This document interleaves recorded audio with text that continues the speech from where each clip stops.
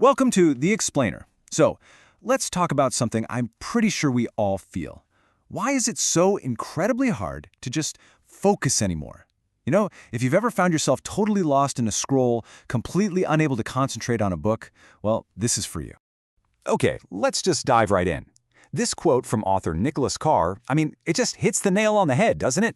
It's that nagging feeling that your ability to concentrate just isn't what it used to be. You pick up a book, and maybe after a page or two, you start to feel fidgety, your mind drifts, and suddenly you have this overwhelming urge to check your phone for literally anything else. And here's what you've got to understand. This isn't some personal failing. It's not a lack of willpower on your part. It's a shared experience, a side effect of the way our digital world is actively, physically reshaping the pathways in our brains. So first up, let's explore this fundamental conflict. We've got these ancient, adaptable brains, and they're clashing with the relentless, nonstop pace of modern technology. In his book, The Shallows, Carr lays it all out. Our brains are incredibly plastic, meaning they're super malleable. The way we use them over and over and over again carves out new mental habits, kind of like new ruts in a road. And all our time online is basically training our brains to think in a very specific way, one that values speed over everything, especially depth. And here's a really powerful way to think about it. Our brains crave novelty in the exact same way our tongues crave sugar. A little bit, it's a nice treat, a great little break. But the internet, it's a limitless all-you-can-eat buffet of novelty. And just like way too much sugar crowds out the healthy food we actually need, this constant stream of newness distracts our brains from the focused attention required for any kind of deep thinking. You see, this craving for novelty isn't just some vague desire. Nope, it is powered by a super potent chemical in our brain, dopamine. So let's look at how our devices have basically become the perfect dopamine delivery systems. So dopamine is actually a brilliant evolutionary tool. Nature designed it to give us a little hit of pleasure whenever we do something that helps us survive, finding food, connecting with other people. It's this powerful incentive to make us repeat those behaviors. We are literally wired to connect. But here's the catch. Social media apps have effectively drugified this totally natural system.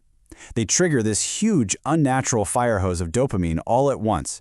And to cope with that flood, your brain hits the brakes. It actually reduces its own ability to transmit dopamine. This plunges you into what's called a dopamine deficit state, where you feel anxious and you can't really feel pleasure from normal everyday things. The only way to feel better, you guessed it, another digital hit. It is a truly vicious cycle. Dr. Anna Lemke, a psychiatrist at Stanford, makes this pretty startling comparison. Think about it. A hypodermic needle delivers a drug directly into the bloodstream for maximum impact. Well, the smartphone, with its lights and sounds and endless notifications, delivers these rewarding little pings directly to our brain's reward centers with incredible speed and efficiency.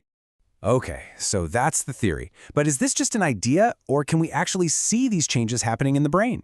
Let's take a look at the hard science and see what researchers are actually finding. So, a recent study used EEG technology, which is a way of measuring the brain's electrical activity, to see what's really going on inside the minds of people who are on short-form video apps all the time. They wanted to know if there was a real, measurable link between this habit and our attention spans. And the results were, wow, they were striking. The researchers found a significant negative correlation. Let me break that down for you. The higher a person's tendency for addiction to these short videos, the lower their brain's executive control was. So what is executive control? Just think of it like the CEO of your brain. It's the part right up in your prefrontal cortex that's responsible for managing your attention, for resolving conflicts, for regulating your impulses.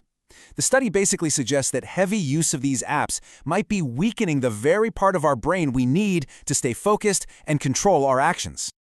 All right, so we have the mechanism, dopamine, and we have proof of its effect on the brain. Now let's talk about the real-world consequences. What is the actual price we're all paying for this constant diet of digital novelty? The trade-off we're making is pretty stark. We are actively exchanging deep, linear, focused thinking for shallow, rapid-fire, disjointed thinking. You see, deep thinking is what lets us move information from our short-term working memory into our long-term memory. That's where real understanding gets built.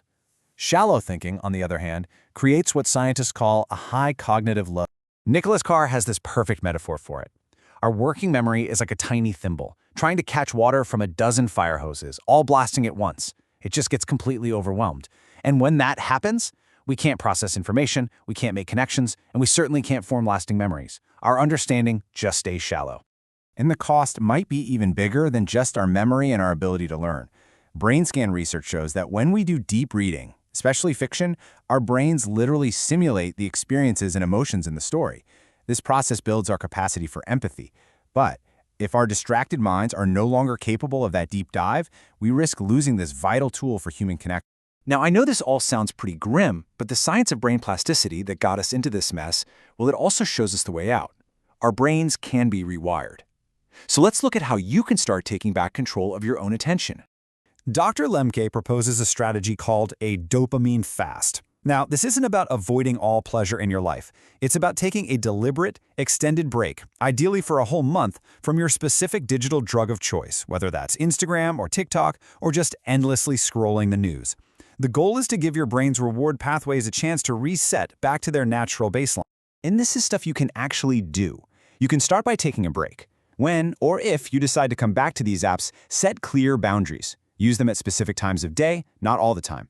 Be honest with yourself about which apps suck you into a vortex and just delete them. And finally, try to prioritize the digital tools that actually enhance your real-world connections, not the ones that replace them. Which really brings us to our final thought. Taking back control isn't just about avoiding distraction. It's about reclaiming the mental space you need for deep thought, for creativity, and for genuine human connection. It's about deciding what you want to do with your most precious resource, your attention.